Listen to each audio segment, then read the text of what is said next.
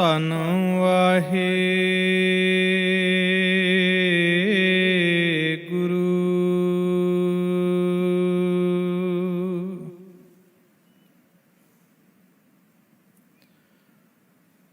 ਧੰਨ ਵਾਹਿਗੁਰੂ।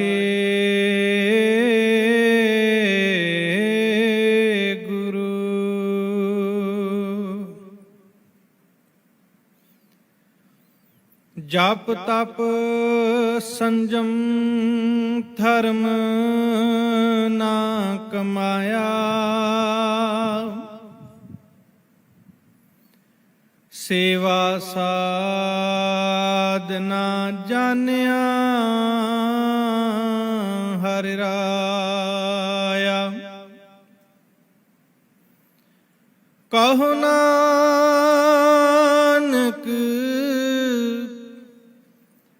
ਹਮ ਨੀਚ ਕਰਮਾ, ਸਰਣ ਪਰੇ ਕੀ ਰਾਖੋ ਸਰਮਾ। ਸਰਣ ਪਰੇ ਕੀ ਰਾਖੋ ਸਰਮਾ। ਸ਼੍ਰੀ ਹਰਿ ਕ੍ਰਿਸ਼ਨ ਧਿਆਈ ਹੈ, ਜਿਸ ਡਿਠੇ ਸਭ ਦੁਖ ਜਾਏ। ਜਪੋ ਜੀ ਤੇਗ ਬਹਾਦਰ ਸਿਮਰਿਐ, ਕਰ ਨਾਨਕ ਆਵੈ ਥਾਇ। ਸਭ ਥਾਈ ਹੋਏ ਸਹਾਇ, ਸਭ ਥਾਈ ਹੋਏ ਸਹਾਇ।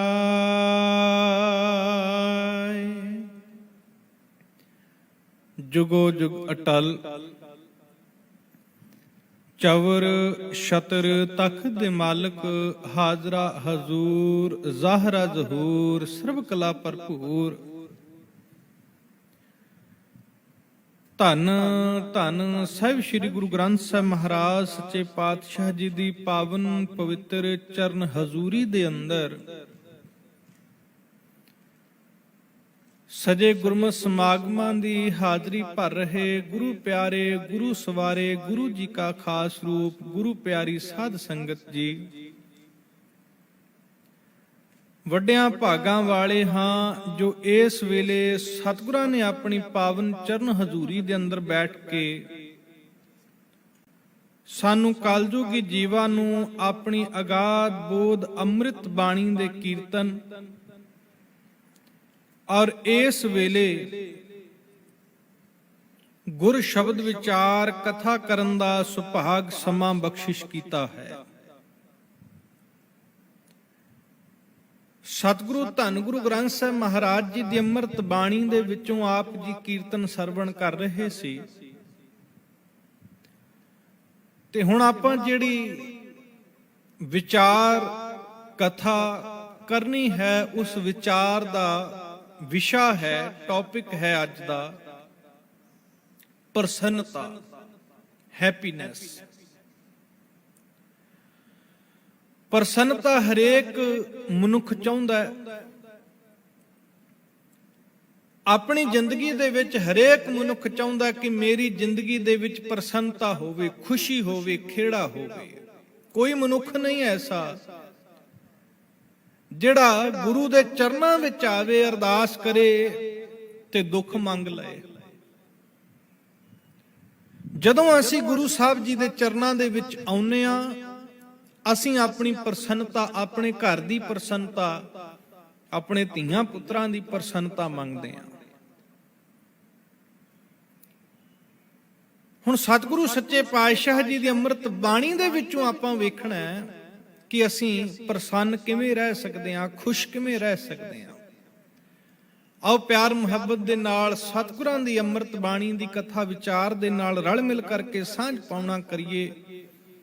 ਗੁਰੂ ਨਿਰੰਕਾਰ ਧੰਨ ਗੁਰੂ ਗ੍ਰੰਥ ਸਾਹਿਬ ਮਹਾਰਾਜ ਸੱਚੇ ਪਾਤਸ਼ਾਹ ਵਿੱਚ ਆਪ ਵਰਤਨ, ਆਪ ਗੁਰੂ ਪਿਆਰੀ ਸੰਗਤ ਬੜੇ ਅਦਬ ਸਹਿਤ ਅਸੀਸ ਦਿਓ, ਅਸੀਸ ਬਖਸ਼ਦਿਆਂ ਫਤਿਹ ਬੁਲਾਓ। ਆਖੋ ਜੀ ਵਾਹਿਗੁਰੂ ਜੀ ਕਾ ਖਾਲਸਾ, ਵਾਹਿਗੁਰੂ ਜੀ ਕੀ ਫਤਿਹ। ਸਤਿਗੁਰੂ ਸੱਚੇ ਪਾਤਸ਼ਾਹ ਜੀ ਅੰਮ੍ਰਿਤ ਬਾਣੀ ਦੇ ਵਿੱਚ ਜਦੋਂ ਗੱਲ ਕਰਦੇ ਨੇ ਖੁਸ਼ੀ ਦੀ, ਖੇੜੇ ਦੀ, ਵਿਗਾਸ ਦੀ, ਅਨਹਦ ਨਾਦ ਦੀ, ਤੇ ਮਹਾਰਾਜ ਸੱਚੇ ਪਾਤਸ਼ਾਹ ਕਹਿੰਦੇ ਨੇ ਘਰ ਮੰਦਰ ਖੁਸ਼ੀਆ ਤਹੀ ਜਹ ਤੂੰ ਆਵੇ ਚਿਤ। ਮਹਾਰਾਜ ਸੱਚੇ ਪਾਤਸ਼ਾਹ ਜੀ ਕਹਿਣ ਲੱਗੇ ਪਰਮੇਸ਼ਰ ਵਾਹਿਗੁਰੂ ਭਾਵੇਂ ਉਹ ਘਰ ਹੈ, ਮੰਦਰ ਹੈ, ਕੋਈ ਵੀ ਥਾਂ ਹੈ ਸੰਸਾਰ ਦੇ ਵਿੱਚ, ਮਹਾਰਾਜ ਜੀ ਉਹ ਖੁਸ਼ੀ ਉਦੋਂ ਦੇ ਸਕਦੀ ਹੈ, ਕਦੋਂ? ਜਦੋਂ ਇਹ ਅਕਾਲ ਪੁਰਖ ਪਰਮੇਸ਼ਰ ਵਾਹਿਗੁਰੂ ਉਹ ਥਾਂ ਦੇ ਉੱਪਰ ਤੂੰ ਹੋਵੇਂ। ਜੇ ਤੂੰ ਨਹੀਂ ਤੇ ਫਿਰ ਖੁਸ਼ੀਆਂ ਨਹੀਂ ਹੈ। ਘਰ ਮੰਦਰ ਖੁਸ਼ੀਆ ਤਹੀ ਜਹ ਤੂੰ ਆਵੇ ਚਿਤ। ਮਹਾਰਾਜ ਸੱਚੇ ਪਾਤਸ਼ਾਹ ਜੀ ਕਹਿਣ ਲੱਗੇ ਜਿੱਥੇ ਤੂੰ ਚਿਤ ਆਉਣਾ, where you O my lord come to mind, ਜੇ ਤੂੰ ਹੈ ਸਾਡੇ ਚਿੱਤ ਚੇਤੇ ਦੇ ਵਿੱਚ, ਸਾਡੀ ਸੋਚ ਦੇ ਵਿੱਚ, ਤੇ ਉਹ ਚੀਜ਼ ਸਾਡੇ ਵਾਸਤੇ ਖੁਸ਼ੀਦਾਇਕ ਹੈ, ਤੇ ਜਿਹੜੀ ਚੀਜ਼ ਵਿੱਚੋਂ ਤੂੰ ਨਿਕਲ ਗਿਆ, ਮਹਾਰਾਜ ਸੱਚੇ ਪਾਤਸ਼ਾਹ ਜੀ ਕਹਿਣ ਲੱਗੇ ਦੁਨੀਆ ਦੀਆਂ ਵਡਿਆਈਆਂ ਨਾਨਕ ਸਭ ਕੋ ਮਿਲਦਾ। ਇਸ ਗੱਲ ਨੂੰ ਅਸੀਂ ਆਪਣੇ ਪੱਲੇ ਬੰਨ ਕੇ ਰੱਖਣਾ ਜੇ ਅਸੀਂ ਹਮੇਸ਼ਾ ਖੁਸ਼ ਰਹਿਣਾ ਚਾਹੁੰਦੇ ਹਾਂ। ਤੇ ਮਹਾਰਾਜ ਜੀ ਕਹਿਣ ਲੱਗੇ ਨਹੀਂ ਤੇ ਉਹ ਚੀਜ਼ਾਂ ਸਾਰੀਆਂ ਕੁਮਿਤ ਹੋ ਜਾਂਦੀਆਂ ਨੇ। ਕੁਮਿਤ ਦਾ ਭਾਵ ਉਹ ਸਾਰੀਆਂ ਚੀਜ਼ਾਂ ਨੇ ਜਿਹੜੀਆਂ ਅਸਫਲ ਹੋ ਜਾਂਦੀਆਂ ਨੇ ਖੁਸ਼ੀ ਦੇਣ ਦੇ ਵਿੱਚ, ਜਿਨ੍ਹਾਂ ਨੂੰ ਅਸੀਂ ਖੁਸ਼ੀ ਸਮਝਦੇ ਹਾਂ, ਪ੍ਰਸੰਨਤਾ ਸਮਝਦੇ ਹਾਂ, ਉਹ ਸਾਰੀਆਂ ਚੀਜ਼ਾਂ ਅਸਫਲ ਹੋ ਜਾਂਦੀਆਂ ਨੇ। ਕਿਉਂ? ਕਿਉਂਕਿ ਉਹਨਾਂ ਦੇ ਵਿੱਚ ਪਰਮੇਸ਼ਰ ਵਾਹਿਗੁਰੂ ਦਾ ਨਾਮ ਨਹੀਂ ਹੈ। ਅਕਸਰ ਆਪਾਂ ਇਹ ਵਿਚਾਰ ਗੁਰੂ ਸਾਹਿਬ ਜੀ ਦੇ ਚਰਨਾਂ ਦੇ ਨਾਲ ਜੁੜ ਕੇ ਕਰਦੇ ਹਾਂ, ਕਰਦੇ ਰਹਿੰਦੇ ਹਾਂ। ਸੰਸਾਰ ਦੇ ਵਿੱਚ ਬਹੁਤ ਥਾਵਾਂ ਨੇ ਘੁੰਮਣ ਵਾਲੀਆਂ, ਬਹੁਤ ਕੁਝ ਹੈ ਸੰਸਾਰ ਵਿੱਚ ਵੇਖਣ ਵਾਲਾ, ਜਿੱਥੇ ਜਾ ਕੇ ਬੰਦੇ ਨੂੰ ਇਹ ਮਹਿਸੂਸ ਹੁੰਦਾ ਹੈ ਕਿ ਮੈਂ ਜੇਕਰ ਉਹ ਥਾਂ ਦੇ ਉੱਪਰ ਚਲਿਆ ਜਾਵਾਂਗਾ ਤੇ ਮੈਂ ਖੁਸ਼ ਹੋ ਜਾਵਾਂਗਾ। ਜਿਹੜੇ ਮਹਿਲਾਂ ਵਾਲੇ ਲੋਕ ਨੇ ਨਾ, ਵੱਡੇ ਵੱਡੇ ਬੰਗਲਿਆਂ ਵਾਲੇ ਲੋਕ ਨੇ, ਉਹ ਕਹਿੰਦੇ ਨੇ ਅਸੀਂ ਕੰਪੇਨਿੰਗ ਕਰਦੇ ਆਂ, ਬਾਹਰ ਜਾ ਕੇ ਆਪਣੀ ਇੱਕ ਨਿੱਕੀ ਜਿਹੀ ਝੋਪੜੀ ਬਣਾਵਾਂਗੇ ਤੇ ਉੱਥੇ ਰਵਾਂਗੇ ਤੇ ਸਾਨੂੰ ਖੁਸ਼ੀ ਮਿਲੇਗੀ। ਤੇ ਜਿਹੜੇ ਅਸਲ ਵਿੱਚ ਰਹਿੰਦੇ ਝੋਪੜੀਆਂ ਦੇ ਵਿੱਚ ਨੇ, ਉਹ ਕਹਿੰਦੇ ਨੇ ਸ਼ਾਇਦ ਅਸੀਂ ਬੰਗਲਿਆਂ ਵਿੱਚ ਰਵਾਂਗੇ ਤਾਂ ਸਾਨੂੰ ਖੁਸ਼ੀ ਮਿਲੇਗੀ। ਦੁਨੀਆ ਦਾ ਰਿਵਾਜ ਹੈ ਇਹ। ਲੋਕੀ ਕਰਦੇ ਨਾ, ਬਾਹਰ ਜਾ ਕੇ ਕੰਪੇਨਿੰਗ ਕਰਦੇ ਨੇ, ਉੱਥੇ ਰੁਕਦੇ ਨੇ, ਪਿਕਨਿਕ ਮਨਾਉਂਦੇ ਨੇ, ਤੇ ਆਪਣੀ ਇੱਕ ਨਿੱਕੀ ਜਿਹੀ ਝੋਪੜੀ ਨਾਲ ਲੈ ਕੇ ਜਾਂਦੇ ਨੇ। ਸਮੁੰਦਰ ਦਾ ਕੰਢਾ ਹੁੰਦਾ ਹੈ ਜਾਂ ਕਿਤੇ ਵੀ ਹੁੰਦਾ ਹੈ। ਉਹ ਕਿਹੜੇ ਲੋਕ ਹੁੰਦੇ ਨੇ? ਜਿਨ੍ਹਾਂ ਦੇ ਵੱਡੇ ਵੱਡੇ ਬੰਗਲੇ ਨੇ, ਵੱਡੀਆਂ ਵੱਡੀਆਂ ਕਾਰਾਂ ਨੇ ਉਹਨਾਂ ਕੋਲੇ, ਵੱਡੇ ਵੱਡੇ ਘਰ ਨੇ ਉਹਨਾਂ ਕੋਲੇ। ਉਹ ਵੱਡੇ ਵੱਡੇ ਮਹਿਲਾਂ ਦੇ ਵਿੱਚੋਂ ਨਿਕਲਦੇ ਨੇ, ਪਿਕਨਿਕ ਮਨਾਉਂਦੇ ਨੇ, ਜਾ ਕੇ ਜ਼ਮੀਨ ਦੇ ਉੱਪਰ ਲੇਟਦੇ ਨੇ ਤੇ ਸੋਚਦੇ ਨੇ ਇੱਥੇ ਸਾਨੂੰ ਪ੍ਰਸੰਨਤਾ ਮਿਲੇਗੀ। ਤੇ ਜਿਹੜਾ ਬੰਦਾ ਹੈ ਭਿਖਾਰੀ, ਬੈਗਰ, ਜਿਹਦੇ ਕੋਲੇ ਰਹਿਣ ਵਾਸਤੇ ਘਰ ਹੀ ਕੋਈ ਨਹੀਂ, ਉਹਦੀ ਮਜਬੂਰੀ ਹੈ ਜ਼ਮੀਨ ਦੇ ਉੱਪਰ ਸੋਣਾ, ਉਹ ਸੋਚਦਾ ਕਿ ਸ਼ਾਇਦ ਇਹ ਵੱਡੇ ਮਹਿਲਾਂ ਦੇ ਵਿੱਚ ਸੁੱਖ ਹੈ। ਜਿਹੜਾ ਮਹਿਲਾਂ ਵਿੱਚ ਰਹਿੰਦਾ ਉਹ ਸੋਚਦਾ ਕਿ ਮੈਂ ਬੀਚ ਤੇ ਜਾਵਾਂਗਾ, ਰੇਤੇ ਦੇ ਉੱਪਰ, ਰੇਤ ਦੇ ਉੱਪਰ ਸੌਵਾਂਗਾ, ਮੈਨੂੰ ਖੁਸ਼ੀ ਮਿਲੇਗੀ। ਤੇ ਜਿਹੜਾ ਸੌਂਦਾ ਹੀ ਦਿਨ ਰਾਤ ਰੇਤ ਦੇ ਉੱਪਰ ਹੈ, ਕਿਉਂ? ਬਿਕੋਜ਼ ਉਹਦੇ ਕੋਲੇ ਬੈੱਡ ਹੈ ਨਹੀਂ, ਉਹਦੇ ਕੋਲੇ ਘਰ ਹੈ ਨਹੀਂ। He have a not home, ਕੁਛ ਵੀ ਨਹੀਂ ਹੈ ਉਹਦੇ ਕੋਲੇ, ਘਰ ਹੈ ਨਹੀਂ ਉਹਦੇ ਕੋਲੇ ਰਖਾਣ ਵਾਸਤੇ ਰੋਟੀ ਨਹੀਂ ਹੈ। ਉਹ ਕਹਿੰਦਾ ਮੈਨੂੰ ਰੋਟੀ ਮਿਲੇਗੀ, ਰਹਿਣ ਵਾਸਤੇ ਬੰਗਲਾ ਮਿਲੇਗਾ, ਮੈਂ ਖੁਸ਼ ਹੋ ਸਕਦਾ। ਅਮੀਰ ਬੰਦਾ ਕਹਿੰਦਾ ਮੈਂ ਵਰਤ ਰੱਖਾਂਗਾ ਤਾਂ ਖੁਸ਼ ਹੋ ਸਕਦਾ। ਇੱਕ ਦਿਨ ਮੈਂ ਆਪਣਾ ਵਰਤ ਰੱਖਿਆ ਤੇ ਮੈਂ ਖੁਸ਼ ਹੋ ਸਕਦਾ। ਮਹਾਰਾਜ ਸੱਚੇ ਪਾਤਸ਼ਾਹ ਜੀ ਕਹਿਣ ਲੱਗੇ ਖੁਸ਼ੀ ਇਹਨਾਂ ਚੀਜ਼ਾਂ 'ਚ ਨਹੀਂ ਹੈ, ਖੁਸ਼ੀ ਇਹਨਾਂ ਗੱਲਾਂ ਵਿੱਚੋਂ ਨਹੀਂ ਮਿਲ ਸਕਦੀ, ਪ੍ਰਸੰਨਤਾ ਇਹਨਾਂ ਚੀਜ਼ਾਂ 'ਚੋਂ ਨਹੀਂ ਮਿਲਦੀ ਹੈ। ਪ੍ਰਸੰਨਤਾ ਅਸੀਂ ਦੂਜੇ ਨੂੰ ਦੂਜੇ ਨਾਲ ਕੰਪੇਅਰ ਕਰਦੇ ਹਾਂ। ਸ਼ਾਇਦ ਮੈਂ ਇੱਥੇ ਹੁੰਦਾ ਮੈਂ ਖੁਸ਼ ਹੋਣਾ ਸੀ, ਸ਼ਾਇਦ ਇਹ ਕੱਪੜੇ ਮੇਰੇ ਪਾਏ ਹੁੰਦੇ ਤੇ ਮੈਨੂੰ ਬਹੁਤ ਜ਼ਿਆਦਾ ਖੁਸ਼ੀ ਮਿਲਣੀ ਸੀ। ਅਸੀਂ ਦੂਸਰੇ ਦੀ ਗੱਡੀ ਦਾ ਬ੍ਰਾਂਡ ਵੇਖ ਕੇ, ਮੇਰੇ ਕੋਲੇ ਅੱਜ ਛੋਟੀ ਗੱਡੀ ਹੈ ਤੇ ਸ਼ਾਇਦ ਮੇਰੇ ਕੋਲੇ ਵੱਡੀ ਗੱਡੀ ਹੁੰਦੀ, ਮੇਰੇ ਕੋਲੇ ਵੱਡੀ ਕੰਪਨੀ ਦੀ ਗੱਡੀ ਹੁੰਦੀ, ਮਰਸਡੀ ਹੁੰਦੀ, ਮੇਰੇ ਕੋਲੇ ਆਡੀ ਹੁੰਦੀ ਤੇ ਮੈਂ ਖੁਸ਼ ਹੋਣਾ ਸੀ। ਖੁਸ਼ੀ ਦੇ ਨਾਮ ਨਹੀਂ ਹੈ ਚੀਜ਼ਾਂ। ਮਹਾਰਾਜ ਸੱਚੇ ਪਾਤਸ਼ਾਹ ਜੀ ਕਹਿਣ ਲੱਗੇ ਸਦ ਖੁਸ਼ੀਆ ਸਦਾ ਰੰਗ ਮਾਣੇ, ਨੌ ਨਿਦ ਨਾਮ ਗ੍ਰੇ ਮੈਂ ਤ੍ਰਿਪਤਾਨੇ। ਮਹਾਰਾਜ ਸੱਚੇ ਪਾਤਸ਼ਾਹ ਜੀ ਕਹਿਣ ਲੱਗੇ ਪਰ ਮੈਨੂੰ ਇੰਨਾ ਪਤਾ ਹੈ, ਗੁਰੂ ਸਾਹਿਬ ਜੀ ਕਹਿ ਰਹੇ ਨੇ ਗੱਲ, ਮਹਾਰਾਜ ਜੀ ਕਹਿਣ ਲੱਗੇ 9 ਨਿਧ ਗੁਰਬਾਣੀ ਦੇ ਅਨੁਸਾਰ 9 ਨਿਧੀਆਂ ਦਾ ਖਜ਼ਾਨਾ ਮੰਨਿਆ ਜਾਂਦਾ ਹੈ। ਇੱਕ ਵੈਸੇ ਵੱਖਰਾ ਵਿਸ਼ਾ ਹੈ 9 ਨਿਧੀਆਂ। ਸਤਿਗੁਰੂ ਸੱਚੇ ਪਾਤਸ਼ਾਹ ਨੇ ਬਾਣੀ ਦੇ ਅੰਦਰ ਇਹ ਜ਼ਿਕਰ ਕੀਤਾ। ਗੁਰੂ ਅਮਰਦਾਸ ਸਾਹਿਬ ਮਹਾਰਾਜ ਸੱਚੇ ਪਾਤਸ਼ਾਹ ਕਹਿੰਦੇ ਨੇ ਨਵ ਨਿਧੀ 18 ਸਿੱਧੀ ਪਿੱਛੇ ਲੱਗੀਆਂ ਫਿਰੈ ਜੋ ਹਰ ਹਿਰਦੈ ਸਦਾ ਵਸਾਏ। ਇੱਥੇ ਮਹਾਰਾਜ ਕਹਿੰਦੇ ਨੇ ਵਿਦ ਦਾ 9 ਟ੍ਰੈਜ਼ਰ ਆਫ ਦਾ ਨਾਮ, ਪਰਮੇਸ਼ਰ ਦਾ ਨਾਮ। 9 ਨਿਧ ਨਾਮ ਗ੍ਰਹਿ ਮੈਂ ਤ੍ਰਿਪਤਾਨੇ। ਗ੍ਰਹਿ ਮੈਂ ਕਹਿੰਦੇ ਨੇ ਦਾ ਦੇ name of the one Lord I am satisfied in my own home. ਮੈਂ ਆਪਣੇ ਘਰ ਦੇ ਵਿੱਚ ਹੀ ਖੁਸ਼ ਹਾਂ, ਮੈਨੂੰ ਕਿਤੇ ਬਾਹਰ ਖੁਸ਼ੀ ਲੈਣ ਦੀ ਲੋੜ ਨਹੀਂ ਪਈ। ਕਿਉਂ? ਕਿਉਂਕਿ ਮੇਰੇ ਆਪਣੇ ਹਿਰਦੇ ਰੂਪੀ ਘਰ ਦੇ ਵਿੱਚ ਪਰਮੇਸ਼ਰ ਦਾ ਨਾਮ ਹੈ ਤੇ ਮੈਂ ਜਪਦਾ ਰਹਿਣਾ ਹਾਂ ਸਤਨਾਮ ਸ਼੍ਰੀ ਵਾਹਿਗੁਰੂ। ਮੈਨੂੰ ਕਿਤੇ ਬਾਹਰ ਜਾਣ ਦੀ ਲੋੜ ਹੀ ਨਹੀਂ ਪੈਂਦੀ, ਮੈਂ ਸੈਟੀਸਫਾਈ ਹਾਂ, ਆਪਣੇ ਘਰ ਦੇ ਵਿੱਚ ਬੈਠਾ ਮੈਂ, ਮੈਨੂੰ ਇੱਥੇ ਖੁਸ਼ੀ ਮਹਿਸੂਸ ਹੋ ਰਹੀ ਹੈ। ਨਾਲ ਨਾਲ ਇੱਕ ਮੈਂ ਸੰਗਤ ਨੂੰ ਬੇਨਤੀ ਕਰਦੇ ਹਾਂ ਕਿ ਇਹ ਵੀ ਖਿਆਲ ਰੱਖਣਾ ਤੁਸੀਂ ਸਾਰਿਆਂ ਨੇ, ਜਿੰਨੇ ਕੁ ਆਪਾਂ ਗੁਰੂ ਦਰਬਾਰ ਦੇ ਵਿੱਚ ਬੈਠੇ ਆ, ਆਪਣੇ ਵਿੱਚ ਡਿਸਟੈਂਸ ਬਣਾ ਕੇ ਬੈਠੋ। ਐਜ਼ ਪਰ ਪ੍ਰੀਕਾਸ਼ਨਸ ਨੇ ਇਹ ਕੋਵਿਡ-19 ਕਰੋਨਾ ਵਾਇਰਸ, ਇੱਥੇ ਸਾਰੀਆਂ ਚੀਜ਼ਾਂ ਨੂੰ ਤੁਸੀਂ ਪਲੀਜ਼ ਮੇਰੀ ਬੇਨਤੀ ਨੂੰ ਸਵੀਕਾਰ ਕਰਿਓ। ਇਹ ਜ਼ਮੀਨ ਤੇ ਫਰਸ਼ ਤੇ ਉੱਤੇ ਫਲੋਰ ਦੇ ਉੱਪਰ ਜਿਹੜੀਆਂ ਇਹ ਸਟ੍ਰੈਪਸ ਲੱਗੀਆਂ ਹੋਈਆਂ ਨੇ, ਤੁਹਾਡੇ ਬੈਠਣ ਦੀ ਥਾਂ ਦੱਸੀ ਹੋਈ ਹੈ। ਡਿਸਟੈਂਸ ਔਨ 1 ਮੀਟਰ 3 ਫੀਟ ਜ਼ਰੂਰੀ ਹੈ। ਇਹ ਹੈਲਥ ਡਿਪਾਰਟਮੈਂਟ ਦੀਆਂ ਇਹ ਟਰਮ ਕੰਡੀਸ਼ਨਸ ਨੇ ਆਲ ਸਿੰਗਾਪੁਰ ਦੇ ਵਿੱਚ। ਸੋ ਰੋ ਵਿਚਾਰ। ਇਹ ਵੀ ਇੱਕ ਖੁਸ਼ੀ ਦੀ ਗੱਲ ਹੈ ਆਪਣੇ ਵਾਸਤੇ ਕਿ ਸਾਡੀ ਸਰਕਾਰ ਸਾਡੇ ਵਾਸਤੇ ਇੰਨਾ ਸੋਚਦੀ ਹੈ। ਅਸੀਂ ਇੰਨੇ ਸੋਹਣੇ ਦੇਸ਼ ਦੇ ਵਿੱਚ ਰਹਿੰਦੇ ਹਾਂ ਜਿੱਥੇ ਰੂਲ ਰੈਗੂਲੇਸ਼ਨ ਸਾਰੀਆਂ ਚੀਜ਼ਾਂ ਨੂੰ ਬਹੁਤ ਸੋਹਣੇ ਢੰਗ ਨਾਲ ਫੋਲੋ ਕੀਤਾ ਜਾਂਦਾ ਹੈ। ਰਹੋ ਵਿਚਾਰ। ਮਹਾਰਾਜ ਜੀ ਕਹਿ ਰਹੇ ਸੀ 9 ਨਿਧ ਨਾਮ ਗ੍ਰਹਿ ਮੈਂ ਤ੍ਰਿਪਤਾਨੇ। ਤ੍ਰਿਪਤਾਨੇ ਦਾ ਭਾਵ ਹੁੰਦਾ ਸੈਟੀਸਫਾਈਡ। ਮੈਨੂੰ ਹੁਣ ਕਿਸੇ ਚੀਜ਼ ਦੀ ਲੋੜ ਨਹੀਂ ਹੈ। ਅਦਰਵਾਈਜ਼ ਹੁੰਦਾ ਕੀ ਹੈ, ਪੰਜਾਬੀ ਦੀ ਇੱਕ ਕਹਾਵਤ ਹੈ, ਸਮਝ ਜਾਓਗੇ ਤੁਸੀਂ, ਉਹ ਸਾਡੇ ਸਾਰਿਆਂ ਨਾਲ ਵਾਪਰਦੀ ਹੈ ਗੱਲ। ਇਸ ਕਰਕੇ ਸਾਡੇ ਕੋਲੇ ਹੈਪੀਨੈਸ ਨਹੀਂ ਹੈ, ਖੁਸ਼ੀ ਨਹੀਂ ਹੈ। ਕਿਹੜੀ? ਕਹਿੰਦੇ ਬੰਦੇ ਦਾ ਢਿੱਡ ਭਰ ਗਿਆ ਪਰ ਨੀਅਤ ਨਹੀਂ ਭਰੀ। ਬੰਦੇ ਦਾ ਪੇਟ ਤਾਂ ਭਰ ਗਿਆ, ਉਹ ਖਾ ਨਹੀਂ ਸਕਦਾ ਕੁਝ ਹੋਰ, ਪਰ ਅਜੇ ਅੱਖਾਂ ਨਹੀਂ ਰੱਜੀਆਂ ਉਸ ਦੀਆਂ। ਉਸ ਦਾ ਚਿੱਤ ਕਰਦਾ ਮੈਂ ਇਸ ਚੀਜ਼ ਨੂੰ ਟਿਫਨ ਕਰ ਲਵਾਂ। ਚਿੱਤ ਭਰ ਗਿਆ, ਢਿੱਡ ਰੱਜ ਗਿਆ, ਤੇ ਇਸ ਕਰਕੇ ਹੁਣ ਉਹ ਇਸ ਚੀਜ਼ ਦੀ ਖੁਸ਼ੀ ਨਹੀਂ ਮਨਾ ਰਿਹਾ ਕਿ ਮੈਂ ਖਾ ਲਿਆ, ਉਹ ਇਸ ਚੀਜ਼ ਦਾ ਦੁੱਖ ਮਨਾ ਰਿਹਾ ਕਿ ਮੈਂ ਇਸ ਨੂੰ ਆਪਣੇ ਨਾਲ ਕੈਰੀ ਨਹੀਂ ਕਰ ਸਕਿਆ। ਇਹ ਸਭ ਤੋਂ ਵੱਡਾ ਦੁੱਖ ਹੈ ਸਾਡੀ ਜ਼ਿੰਦਗੀ 'ਚ। ਅਸਲ ਦੇ ਵਿੱਚ ਹੈਪੀਨੈਸ, ਖੁਸ਼ੀ ਕਿਤੋਂ ਬਾਹਰੋਂ ਨਹੀਂ ਆਣੀ। ਇਸ ਗੱਲ ਨੂੰ ਵੀ ਯਾਦ ਰੱਖਿਓ। ਪ੍ਰਸੰਨਤਾ ਕਿਤੋਂ ਬਾਹਰੋਂ ਸਾਡੇ ਕੋਲੇ ਨਹੀਂ ਆਏਗੀ। ਆਲਰੇਡੀ ਅਸੀਂ ਪ੍ਰਸੰਨ ਹੀ ਹਾਂ, ਆਲਰੇਡੀ ਅਸੀਂ ਹੈਪੀਨੈਸ ਦੇ ਵਿੱਚ ਹਾਂ, ਆਲਰੇਡੀ ਅਸੀਂ ਹੈਪੀ ਹਾਂ। ਪਰਮੇਸ਼ਰ ਨੇ ਸਾਨੂੰ ਖੁਸ਼ ਕੀਤਾ ਹੋਇਆ ਹੈ, ਬਸ ਅਸੀਂ ਉਸ ਚੀਜ਼ ਨੂੰ ਪਹਿਚਾਨ ਨਹੀਂ ਰਹੇ। ਉਹ ਚੀਜ਼ ਸਾਡੀਆਂ ਅੱਖਾਂ ਤੋਂ ਦੂਰ ਹੈ। ਪਰਮੇਸ਼ਰ ਵਾਹਿਗੁਰੂ ਨੇ ਕਦੇ ਤੁਸੀਂ ਇਹ ਤੇ ਨਹੀਂ ਸੁਣਿਆ ਵੀ ਪਰਮੇਸ਼ਰ ਵਾਹਿਗੁਰੂ ਬੰਦੇ ਨੂੰ ਅੱਖਾਂ ਦੇਣੀਆਂ ਭੁੱਲ ਗਈਆਂ ਤੇ 10 ਸਾਲ ਬਾਅਦ ਉਹਨੇ ਅੱਖਾਂ ਦਿੱਤੀਆਂ। ਇੱਕੋ ਵਾਰੀ ਕਰਕੇ ਭੇਜਦਾ ਪਰਮੇਸ਼ਰ। ਉਹ ਸਾਨੂੰ ਇੱਕੋ ਵਾਰੀ ਉਹਨੇ ਸਰੀਰ ਬਣਾਇਆ, ਜ਼ੁਬਾਨ ਦਿੱਤੀ, ਸਾਰਾ ਸਰੀਰ, ਇੰਦਰੀਆਂ ਦਿੱਤੀਆਂ, ਹੱਥ ਪੈਰ ਦਿੱਤੇ, ਉਹਨੇ ਪਰ ਭੇਜ ਦਿੱਤਾ ਇਸ ਜਹਾਨ ਦੇ ਉੱਪਰ ਸਾਨੂੰ। ਉਹਨੇ ਆਪਣੇ ਵੱਲੋਂ ਮੁਕੰਮਲ ਕਰਕੇ ਭੇਜਿਆ। ਸਾਡੇ ਵਿੱਚ ਹੋਰ ਕਿਸੇ ਚੀਜ਼ ਦੀ ਕੋਈ ਜ਼ਰੂਰਤ ਨਹੀਂ ਹੈ। ਜ਼ਰੂਰਤ ਹੈ ਸਾਨੂੰ ਰੱਬ ਦੀ ਖੇਡ ਨੂੰ ਸਮਝਣ ਦੀ, ਪਰਮੇਸ਼ਰ ਦੀ ਖੇਡ ਨੂੰ ਸਮਝਣ ਦੀ। ਦੇਖੋ ਅੱਜ ਆਪਾਂ ਕਹਿੰਦੇ ਹਾਂ ਕਿ ਜ਼ਮਾਨਾ ਬਹੁਤ ਅੱਗੇ ਚਲਾ ਗਿਆ। ਕਿੰਨਾ ਕੁ ਅੱਗੇ ਚਲਾ ਗਿਆ, ਕਿੰਨਾ ਕੁ ਅੱਗੇ। ਅਸੀਂ ਖੁਸ਼ ਰਹਿਣਾ ਹੈ, ਇਸ ਗੱਲ ਨੂੰ ਮੈਂ ਬੇਨਤੀ ਕਰਾਂ, ਸਮਝਣ ਦਾ ਜ਼ਰੂਰਤ ਹੈ ਸਾਨੂੰ।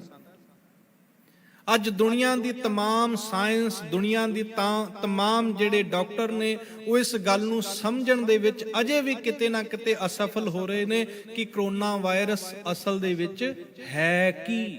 ਸਿਆਣਪ ਨਹੀਂ ਹੈ ਇੱਥੇ, ਸਿਆਣਪ ਖਤਮ ਹੋ ਗਈ। ਪਰ ਜੋ ਪਰਮੇਸ਼ਰ ਦੀ ਖੇਡ ਹੈ, ਪਰਮੇਸ਼ਰ ਦੀ ਦਇਆ, ਸਾਰਾ ਕੁਝ ਪਰਮੇਸ਼ਰ ਦਾ ਵਰਤਾਇਆ ਹੋਇਆ ਵਰਤਾਰਾ ਹੈ। ਜੇ ਅਸੀਂ ਇਸ ਚੀਜ਼ ਨੂੰ ਸਮਝ ਜਾਵਾਂਗੇ, ਲਾਈਕ ਜਿੱਦਾਂ ਸਾਡੇ ਸ਼ਹੀਦ ਸਿੰਘ ਹੋਏ ਪੰਥ ਦੇ ਅੰਦਰ, ਉਹਨਾਂ ਸ਼ਹੀਦ ਸਿੰਘਾਂ ਨੇ ਸ਼ਹੀਦੀਆਂ ਦਿੱਤੀਆਂ। ਡੈਥ ਇੱਕ ਜੇ ਬੰਦੇ ਦੇ ਘਰ ਵਿੱਚ ਮੌਤ ਹੁੰਦੀ ਹੈ ਤੇ ਬਹੁਤ ਦੁਖਦ ਹੈ, ਬੰਦੇ ਨੂੰ ਰੋਣਾ ਆਉਂਦਾ ਹੈ, ਬੰਦਾ ਰੋਂਦਾ ਹੈ, ਕੁਰਲਾਉਂਦਾ ਹੈ, ਪਿੱਟਦਾ ਹੈ। ਤੇ ਸ਼ਹੀਦ ਸਿੰਘ ਜਦੋਂ ਸ਼ਹੀਦ ਹੋਏ ਉਹ ਜਕਾਰੇ ਲਾ ਰਹੇ ਨੇ, ਉਹ ਖੁਸ਼ ਹੋ ਰਹੇ ਨੇ। ਕਿਉਂ? ਕਿਉਂਕਿ ਉਹ ਗੁਰੂ ਦੀ ਖੇਡ ਨੂੰ ਸਮਝ ਗਏ, ਉਹ ਸਮਝ ਗਏ ਸੀ ਇਸ ਚੀਜ਼ ਨੂੰ। ਭਗਤ ਕਬੀਰ ਸਾਹਿਬ ਸਮਝ ਗਏ, ਇਸ ਕਰਕੇ ਕਹਿਣ ਲੱਗੇ ਉਹ ਭਗਤ ਕਬੀਰ ਸਾਹਿਬ, ਮੋਹੇ ਮਰਨੇ ਕਾ ਚਾਓ ਹੈ, ਮਰੋ ਤਾਂ ਹਰ ਕੈ ਦੁਆਰ, ਮਤ ਹਰ ਪੁੱਛੈ ਕੌਣ ਹੈ ਪਰਾ ਹਮਾਰੇ ਬਾਹਰ। ਕਿਉਂਕਿ ਉਹਨਾਂ ਨੂੰ ਇਹ ਗੱਲ ਸਮਝ ਪੈ ਗਈ ਵੀ ਜੇ ਮੰਨ ਲਓ ਮੈਂ ਨਹੀਂ ਚਾਹੁੰਦਾ ਕਿ ਮੈਂ ਨਹੀਂ ਮਰਨਾ, ਪਰ ਮੇਰੇ ਚਾਹਣ ਨਾਲ ਕੁਝ ਨਹੀਂ ਹੋਏਗਾ।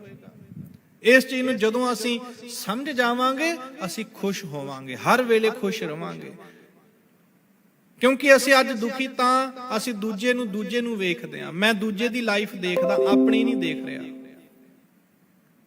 ਮੈਂ ਦੂਜੇ ਨੂੰ ਵੇਖ ਰਿਹਾ ਕਿ ਦੂਜਾ ਉਹ ਵੀ ਮੇਰੇ ਜਿੱਡਾ ਹੈ, ਉਹ ਵੀ ਕਥਾ ਕਰਦਾ ਤੇ ਉਹ ਅੱਜ ਇੱਥੇ ਸਟੇਟਸ ਦੇ ਉੱਪਰ ਹੈ। ਮੈਂ ਆਪਣੇ ਆਪ ਨੂੰ ਨਹੀਂ ਦੇਖ ਰਿਹਾ। ਤੁਸੀਂ ਆਪਣੇ ਬਿਜ਼ਨਸ ਦੇ ਵਿੱਚੋਂ ਤੁਸੀਂ ਦੂਜੇ ਨੂੰ ਦੇਖ ਰਹੇ ਹੋ ਕਿ ਦੂਜਾ ਕਾਮਯਾਬ ਹੋ ਚੁੱਕਿਆ ਹੈ।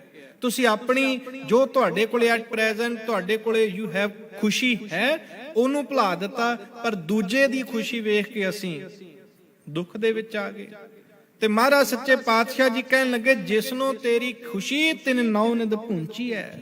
ਅਸਲ ਦੇ ਵਿੱਚ ਖੁਸ਼ੀ ਪਰਮੇਸ਼ਰ ਨੇ ਦੇਣੀ ਹੈ, ਹੈਪੀਨੈਸ ਪਰਮੇਸ਼ਰ ਨੇ ਦੇਣੀ ਹੈ।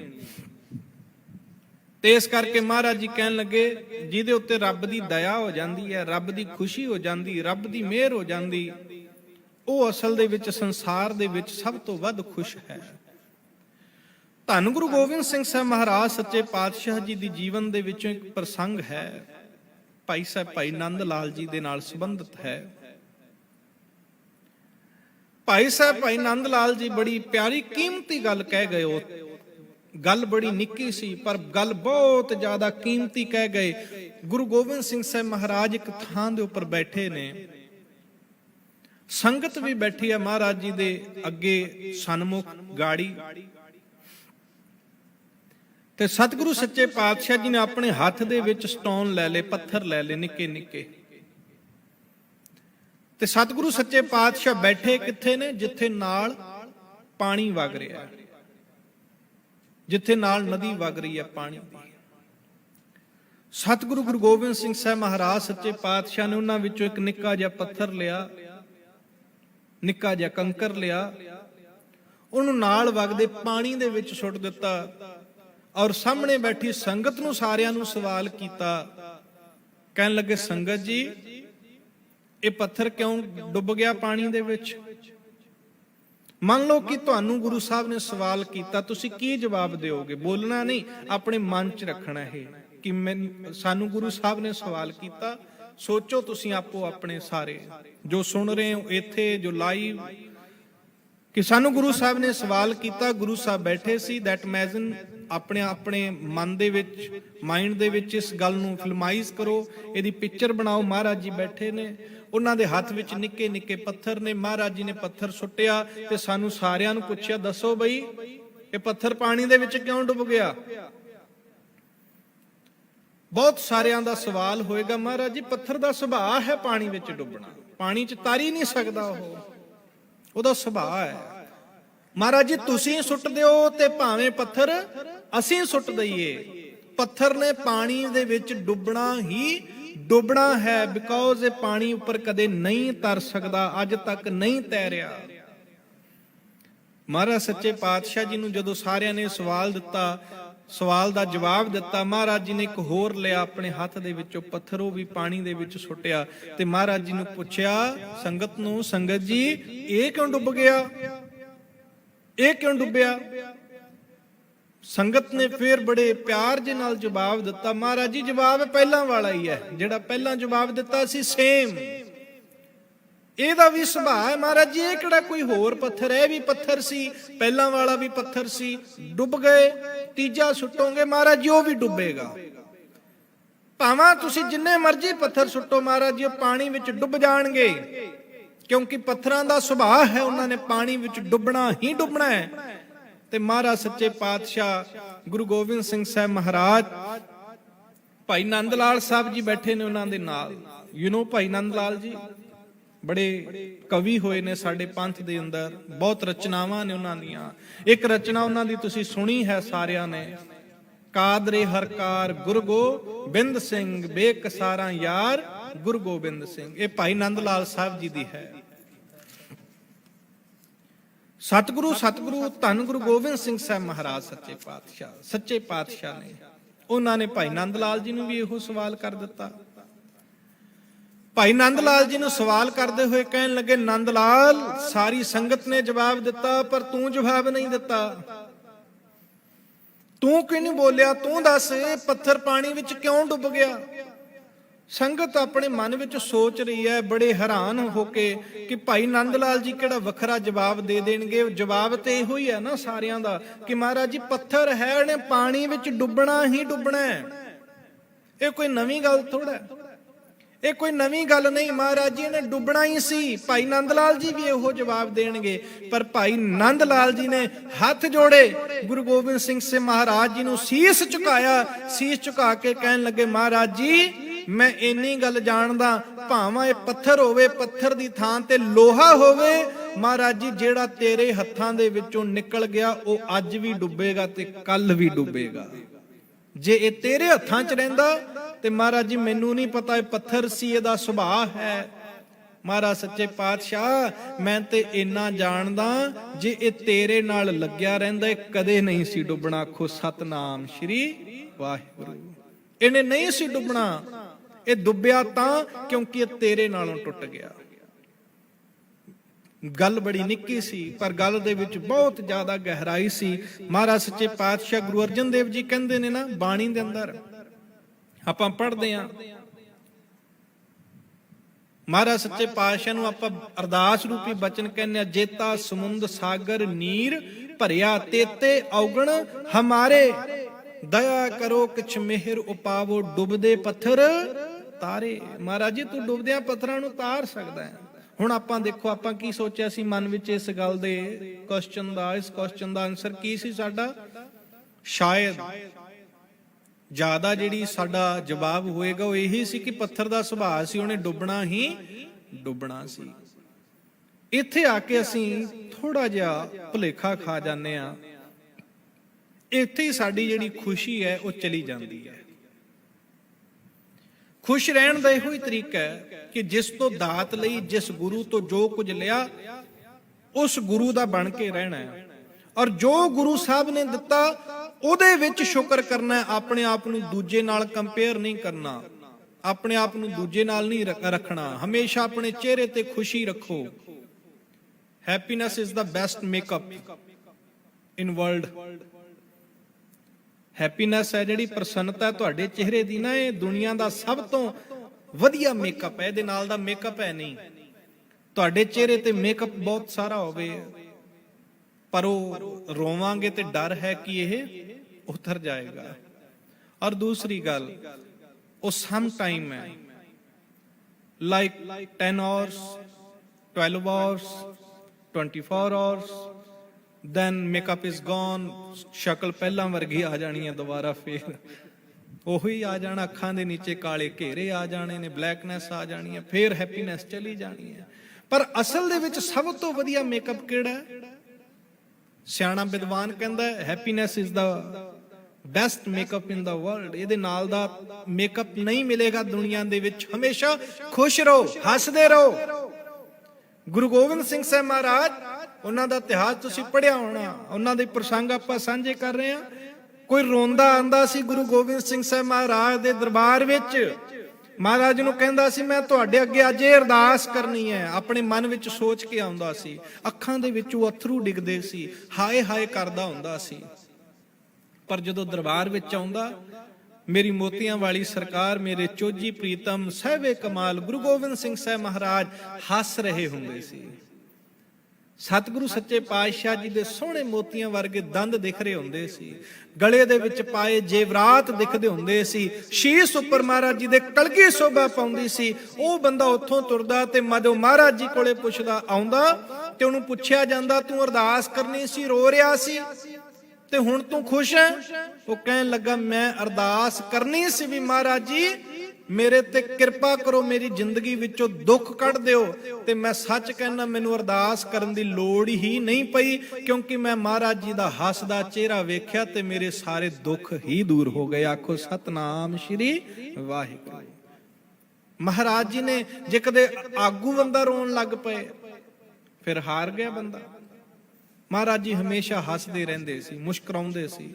ਈਵਨ ਜਦੋਂ ਮਹਾਰਾਜ ਜੀ ਨੂੰ ਸੁਨੇਹੇ ਮਿਲੇ ਕਿ ਤੁਹਾਡੇ ਪੁੱਤ, ਤੁਹਾਡੇ ਮਾਤਾ ਸਾਰੇ ਸ਼ਹੀਦ ਹੋ ਗਏ, ਤੇ ਮਹਾਰਾਜ ਜੀ ਨੇ ਰੋਏ ਨਹੀਂ, ਕੁਰਲਾਏ ਨਹੀਂ, ਚੀਕਾਂ ਨਹੀਂ ਮਾਰੀਆਂ। ਮਹਾਰਾਜ ਜੀ ਨੇ ਕੀ ਕੀਤਾ? ਜੈਕਾਰੇ ਲਾਏ।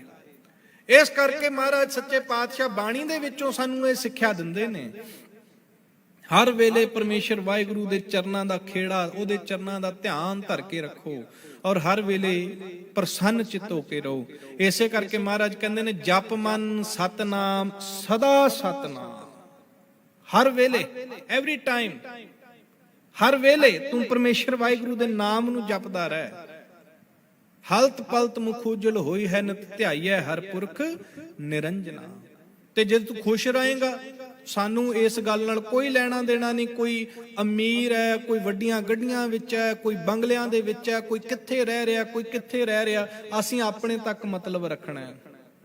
ਅਸੀਂ ਆਪਣੇ ਤੱਕ, ਅਸੀਂ ਆਪਣੀ ਜ਼ਿੰਦਗੀ ਨੂੰ ਵੇਖਣਾ ਹੈ। ਕੰਪੇਅਰ ਕਰਨਾ ਬੰਦ ਕਰ ਦਿੱਤਾ ਜਾਣਾ ਚਾਹੀਦਾ ਹੈ। ਇਹੋ ਹੀ ਅੱਜ ਦਾ ਜਿਹੜਾ ਕਨਕਲੂਜਨ ਹੈ ਟੁਡੇਜ਼ ਕਥਾ ਮੋਰਲ, ਇਹੋ ਹੀ ਹੈ। Happiness is found when you stop comparing yourself to other peoples. ਦੂਜਿਆਂ ਦੇ ਨਾਲ ਆਪਣੇ ਆਪ ਨੂੰ ਕੰਪੇਅਰ ਕਰਨਾ ਬੰਦ ਕਰ ਦਿਓ। ਜੋ ਤੁਸੀਂ ਹੋ ਇਹੋ ਹੀ ਹੋ, ਇਹੋ ਹੀ ਹੋ, ਇਹੋ ਹੀ ਰਹਿਣਾ ਹੈ। ਇਸ ਤੋਂ ਜ਼ਿਆਦਾ ਅਸੀਂ ਚੇਂਜ ਨਹੀਂ ਹੋ ਸਕਦੇ। ਜੋ ਸਰੀਰ ਹੈ, ਜੋ ਸਰੀਰ ਦਾ ਰੰਗ ਰੂਪ ਹੈ, ਜਿੱਦਾਂ ਦਾ ਸਾਡਾ ਕੱਦ ਹੈ। ਹੁਣ ਮੰਨ ਲਓ ਕੋਈ ਬੰਦਾ ਨਿੱਕਾ ਹੈ, ਛੋਟਾ ਰਹਿ ਗਿਆ, ਗਿੱਠਾ ਰਹਿ ਗਿਆ, ਉਹ ਸੋਚੀ ਜਾਏਗਾ, ਦੂਜਿਆਂ ਨੂੰ ਦੇਖੇਗਾ, ਸ਼ਾਇਦ ਮੇਰਾ ਕੱਦ ਲੰਬਾ ਹੁੰਦਾ। ਇੱਕ ਨਿੱਕੀ ਜੀ ਹੋਰ ਵਾਰਤਾ ਯਾਦ ਆਈ ਏ। ਉਹ ਬੰਦੇ ਦਾ ਐਕਚੁਅਲ ਸੱਚੀ ਮੁੱਚੀ ਕੱਦ ਨਿੱਕਾ ਸੀ। ਉਹ ਹਰ ਵੇਲੇ ਝੂਰਦਾ ਸੀ ਕਿ ਮੇਰਾ ਜੇ ਕੱਦ ਲੰਮਾ ਹੁੰਦਾ, ਮੈਂ 6 ਫੀਟ ਟਾਲ ਹੁੰਦਾ ਤੇ ਸ਼ਾਇਦ ਮੈਂ ਬਹੁਤ ਕੁਝ ਕਰ ਸਕਦਾ ਸੀ। ਪਰ ਹੁਣ ਮੈਂ ਓਨਲੀ 3 ਫੀਟ ਆ, ਮੈਂ ਮਧਰਾ, ਮੈਂ ਗਿੱਠਾਂ ਤੇ ਮੈਂ ਕੁਝ ਨਹੀਂ ਕਰ ਸਕਦਾ। ਉਹ ਦੂਜਿਆਂ ਨੂੰ ਵੇਖਦਾ, ਆਪਣੇ ਆਪ ਨੂੰ ਕੰਪੇਅਰ ਕਰਦਾ ਤੇ ਦੁਖੀ ਮਹਿਸੂਸ ਕਰਦਾ। ਹੋਇਆ ਕਿ ਸਾਰੇ ਲੋਕਾਂ ਨੂੰ ਵੇਖਦਾ ਸੀ। ਉਸੇ ਜਿਹੜਾ ਪਿੰਡ ਦੇ ਵਿੱਚ ਰਹਿੰਦਾ ਹੈ, ਉੱਥੇ ਕਹਿਣ ਲੱਗੇ ਫਿਲਮ ਦੀ ਸ਼ੂਟਿੰਗ ਕਰਨ ਵਾਸਤੇ ਕੁਝ ਲੋਕ ਆਏ ਤੇ ਉਹਨਾਂ ਨੂੰ ਇੱਕ ਆਰਟਿਸਟ ਦੀ ਜ਼ਰੂਰਤ ਸੀ। ਤੇ ਉਹਨਾਂ ਨੂੰ ਕੀ ਚਾਹੀਦਾ ਸੀ? ਜਿਹੜਾ ਪਾਤਰ ਚਾਹੀਦਾ ਸੀ ਉਹਨਾਂ ਨੂੰ ਵਿੱਚ, ਉਹ ਗਿੱਠਾ ਚਾਹੀਦਾ ਸੀ, ਮਧਰਾ ਚਾਹੀਦਾ ਸੀ। ਉਹਨਾਂ ਨੇ ਪੁੱਛਿਆ ਵੀ ਤੁਹਾਡੇ ਪਿੰਡ 'ਚ ਕੋਈ ਹੈ ਏਦਾਂ ਦਾ ਬੰਦਾ ਜਿਹਦਾ ਕੱਦ 3 ਫੁੱਟ ਤੱਕ ਹੋਵੇ? ਉਹਨਾਂ ਨੇ ਸਾਰਿਆਂ ਨੇ ਕਿਹਾ ਹਾਂ ਹੈ, ਤੇ ਹੈ, ਉਹ ਬੰਦਾ ਹੈ। ਉਹਨੂੰ ਕਿਹਾ ਵੀ ਤੂੰ ਫਿਲਮ ਦੇ ਵਿੱਚ ਰੋਲ ਕਰੇਗਾ, ਬਹੁਤ ਵੱਡੇ ਲੈਵਲ ਦੇ ਉੱਪਰ ਫਿਲਮ ਬਣ ਰਹੀ ਹੈ, ਬਹੁਤ ਦੂਰ ਤੱਕ ਇਹ ਫਿਲਮ ਜਾਣੀ ਹੈ, ਔਰ ਸੱਚੀ ਗੱਲ ਇਹ ਵੀ ਤੈਨੂੰ ਇਸ ਰੋਲ ਦੇ ਬਦਲੇ ਬਹੁਤ ਸਾਰੇ ਪੈਸੇ ਵੀ ਮਿਲਣਗੇ। ਉਹਨੇ ਖੁਸ਼ੀ-ਖੁਸ਼ੀ ਪ੍ਰਵਾਨ ਕੀਤਾ। ਤੇ ਜਿਹੜੇ ਲੋਕ ਉਹਨੂੰ ਪਹਿਲਾਂ ਸਮਝਾਉਂਦੇ ਸੀ, ਉਹਨਾਂ ਦੀ ਗੱਲ ਹੁਣ ਸਮਝ ਪੈ ਗਈ। ਜੋ ਹੈ ਸਾਡੇ ਕੋਲੇ, ਉਹਦੇ ਵਿੱਚ ਖੁਸ਼ ਰਹਿਣਾ ਸਿੱਖੋ। ਆਪਣੇ ਆਪ ਨੂੰ ਦੂਜੇ ਨਾਲ ਕੰਪੇਅਰ ਕਰਨਾ ਬੰਦ ਕਰ ਦਿਓ। ਹੁਣ ਉਹ ਆਪਣੀ ਜ਼ੁਬਾਨ ਤੋਂ ਕਹਿ ਰਿਹਾ, ਚੰਗਾ ਹੈ ਮੈਂ ਲੰਬਾ ਨਹੀਂ ਸੀ, ਚੰਗਾ ਹੈ ਮੈਂ 6 ਫੁੱਟ ਦਾ ਨਹੀਂ ਸੀ, ਮੈਂ 3 ਫੁੱਟ ਦਾ ਹੀ ਚੰਗਾ। ਕਿਉਂਕਿ 6 ਫੁੱਟ ਵਾਲੇ ਸਾਰੇ ਪਿੰਡ ਵਿੱਚੋਂ ਕਿਸੇ ਨੇ ਨਹੀਂ ਬੁਲਾਇਆ, ਰੋਲ ਮੈਨੂੰ ਮਿਲਿਆ ਕਿਉਂਕਿ ਬਿਕੌਜ਼ ਮੈਂ 3 ਫੁੱਟ ਦਾ ਸੀ। ਆਪਣੇ ਵਿੱਚ ਜੋ ਕੁਝ ਹੈ ਸਾਡੇ ਕੋਲੇ, ਉਹਦੇ ਵਿੱਚ ਖੁਸ਼ ਰਹੋ। ਬਦਲ ਨਹੀਂ ਜਾਣਾ ਇਸਨੇ। ਤੁਹਾਡੀ ਆਵਾਜ਼ ਵੀ ਨਹੀਂ ਬਦਲਣੀ, ਤੁਹਾਡਾ ਰੰਗ ਵੀ ਨਹੀਂ ਬਦਲਣਾ, ਅੱਖਾਂ ਨਹੀਂ ਬਦਲਣੀਆਂ, ਕੰਨ ਨਹੀਂ ਬਦਲਣੇ, ਵਾਲ ਜਿੰਨੇ ਨੇ ਇੰਨੇ ਹੀ ਰਹਿਣੇ ਨੇ। ਇਹ ਜੈਨੇਟਿਕ ਨੇ, ਇਹ ਸਾਡੇ ਮਾਤਾ ਪਿਤਾ ਦੇ ਆਧਾਰ ਦੇ ਉੱਪਰ ਸਾਨੂੰ ਮਿਲਿਆ ਹੋਇਆ ਸਾਰਾ ਕੁਝ। ਯੂ ਨੋ ਨਾ, ਜਿੱਦਾਂ ਦੇ ਸਾਡੇ ਮਾਤਾ ਪਿਤਾ ਸੀ ਉਦਾਂ ਦਾ ਸਾਨੂੰ ਮਿਲਿਆ, ਬਦਲਣਾ ਨਹੀਂ ਹੈ। ਇਸ ਕਰਕੇ ਇਹਦੇ ਵਿੱਚ ਖੁਸ਼ ਰਹਿਣਾ ਸਿੱਖੋ। ਜੋ ਹੈ ਮੇਰੇ ਕੋਲੇ, I am a unique in a world, ਮੇਰੇ ਵਰਗਾ ਇਸ ਸੰਸਾਰ ਵਿੱਚ ਹੋਰ ਦੂਜਾ ਕੋਈ ਨਹੀਂ ਹੈ। ਇਹ ਸੱਚ ਹੈ। ਤੁਹਾਡੇ ਵਰਗਾ ਕੋਈ ਨਹੀਂ ਹੈ ਸੰਸਾਰ 'ਚ, ਮੇਰੇ ਵਰਗਾ ਕੋਈ ਨਹੀਂ ਹੈ ਸੰਸਾਰ 'ਚ। ਇਹੋ ਹੀ ਸਾਡੀ ਮਹਾਨਤਾ ਹੈ, ਇਹੋ ਹੀ ਸਾਨੂੰ ਸਾਰੇ ਸੰਸਾਰ ਤੋਂ ਵੱਖਰਾ ਕਰਦੀ ਹੈ ਚੀਜ਼। ਔਰ ਇਸੇ ਦੇ ਵਿੱਚ ਮਹਾਰਾਜ ਸੱਚੇ ਪਾਤਸ਼ਾਹ ਨੇ ਜੋ ਸਾਨੂੰ ਸਿੱਖਿਆ ਦਿੰਦੇ ਨੇ, ਕਿ ਇਸੇ ਗੱਲ ਦੇ ਵਿੱਚ ਤੈਨੂੰ ਅਤ ਪ੍ਰਸੰਨਤਾ, ਬਹੁਤ ਜ਼ਿਆਦਾ ਖੁਸ਼ੀ ਮਿਲੇਗੀ। ਔਰ ਆਪਣੇ ਆਪ ਨੂੰ you stop comparing yourself to other people, ਦੂਜਿਆਂ ਨਾਲ ਆਪਣੇ ਆਪ ਨੂੰ ਕਦੇ ਕੰਪੇਅਰ ਨਹੀਂ ਕਰਨਾ। ਕੰਪੇਅਰ ਕਰੋਗੇ ਉਹਦੇ ਵਿੱਚੋਂ ਕੀ ਨਿਕਲੇਗਾ? ਕੰਪੇਅਰਿੰਗ ਦੇ ਵਿੱਚੋਂ ਕੀ ਪੈਦਾ ਹੋਏਗਾ? ਖੁਸ਼ੀ ਨਹੀਂ, ਸੈਡਨੈਸ ਪੈਦਾ ਹੋਏਗੀ। ਨਾਟ ਅ ਹੈਪੀਨੈਸ, ਓਨਲੀ ਸੈਡਨੈਸ। ਕੰਪੇਅਰਿੰਗ ਦੇ ਵਿੱਚੋਂ ਇਹੋ ਚੀਜ਼ ਮਿਲੇਗੀ। ਕਦੇ ਵੀ ਤੁਸੀਂ ਆਪਣੇ ਆਪ ਨੂੰ ਕਰਕੇ ਵੇਖੋ ਕੰਪੇਅਰ ਦੂਜੇ ਨਾਲ। ਔਰ ਦੁਨੀਆ ਦੀ ਵੱਡੀ ਆਦਤ ਪਤਾ ਕੀ ਹੈ? ਇਹਨੇ ਆਪਣੇ ਆਪ ਨੂੰ ਕੰਪੇਅਰ ਵੀ ਕਰਨਾ ਹੈ, ਫਲੈਟ ਵਾਲੇ ਨੇ ਬੰਗਲੇ ਵਾਲੇ ਨਾਲ ਕੰਪੇਅਰ ਕਰਨਾ ਹੈ, ਮਰੂਤੀ ਕਾਰ ਵਾਲੇ ਨੇ ਆਡੀ ਨਾਲ ਆਪਣੇ ਆਪ ਨੂੰ ਕੰਪੇਅਰ ਕਰਨਾ ਹੈ, ਤੇ ਦੁਖੀ ਹੋਣਾ ਹੈ। ਹੋਰ ਕੀ ਹੋਏ? ਕੁਝ ਵੀ ਨਹੀਂ ਹੋਣਾ। ਇਸ ਕਰਕੇ ਮਹਾਰਾਜ ਜੀ ਨੇ ਜੋ ਸਾਨੂੰ ਸੰਦੇਸ਼ ਦਿੱਤਾ, ਜਪ ਮਨ ਸਤਨਾਮ ਸਦਾ ਸਤਨਾਮ, ਹਲਤ ਪੁਲਤ ਮੁਖ ਉਜਲ ਹੋਈ ਹੈ, ਨਿਤ ਧਿਆਈਐ ਹਰ ਪੁਰਖ ਨਿਰੰਜਨਾ। ਤੂੰ ਹਮੇਸ਼ਾ ਖੁਸ਼ ਰਹੇਗਾ ਜਦੋਂ ਆਪਣੇ ਆਪ ਨੂੰ ਤੂੰ ਜਾਣ ਲਏਗਾ, ਪਹਿਚਾਨ ਲਏਗਾ, ਤੂੰ ਹੀ ਪਰਮੇਸ਼ਰ ਵਾਹਿਗੁਰੂ ਦਾ ਰੂਪ ਹੈ। ਇਸ ਕਰਕੇ ਆਪਣੀ ਜ਼ਬਾਨੋਂ ਜਪਿਆ ਕਰ ਤੇ ਖੁਸ਼ ਰਿਹਾ ਕਰ, ਆਖਿਆ ਕਰ ਸਤਨਾਮ ਸ਼੍ਰੀ ਵਾਹਿਗੁਰੂ। ਸਤਿਗੁਰੂ ਦਾਤਾ ਕਿਰਪਾਲੂ ਜੀ ਸਾਡੇ ਸਾਰਿਆਂ ਤੇ ਮਿਹਰ ਕਰਨ, ਕਿਰਪਾ ਕਰਨ। ਗੁਰੂ ਸਾਹਿਬ ਜੀ ਦੀ ਇਹ ਪਿਆਰੀ ਨਿਆਰੀ ਸਿੱਖਿਆ ਸਾਡੇ ਸਾਰਿਆਂ ਦੇ ਹਿਰਦੇ ਦੇ ਉੱਪਰ ਵਸ ਜਾਏ, ਔਰ ਅਸੀਂ ਗੁਰੂ ਸਾਹਿਬ ਜੀ ਦੀ ਇਸ ਸਿੱਖਿਆ ਦੇ ਧਾਰਨੀ ਹੋ ਕਰਕੇ ਸਤਿਗੁਰੂ ਸੱਚੇ ਪਾਤਸ਼ਾਹ ਜੀ ਦੇ ਚਰਨਾਂ ਦਾ ਆਨੰਦ ਮਾਣਦੇ ਆਪਣੀ ਜ਼ਬਾਨੋਂ ਜਪ ਸਕੀਏ ਸਤਨਾਮ ਸ਼੍ਰੀ ਵਾਹਿਗੁਰੂ। ਭੁੱਲ ਚੁੱਕ ਦੀ ਖਿਮਾ ਦੇਹੋ ਸੱਜਣ ਅਸੀਸੜੀਆਂ, ਜੋ ਹੋਵੈ ਸਾਹਿਬ ਸਿਓ ਮੇਲ। ਵਾਹਿਗੁਰੂ ਜੀ ਕਾ ਖਾਲਸਾ, ਵਾਹਿਗੁਰੂ ਜੀ ਕੀ ਫਤਿਹ।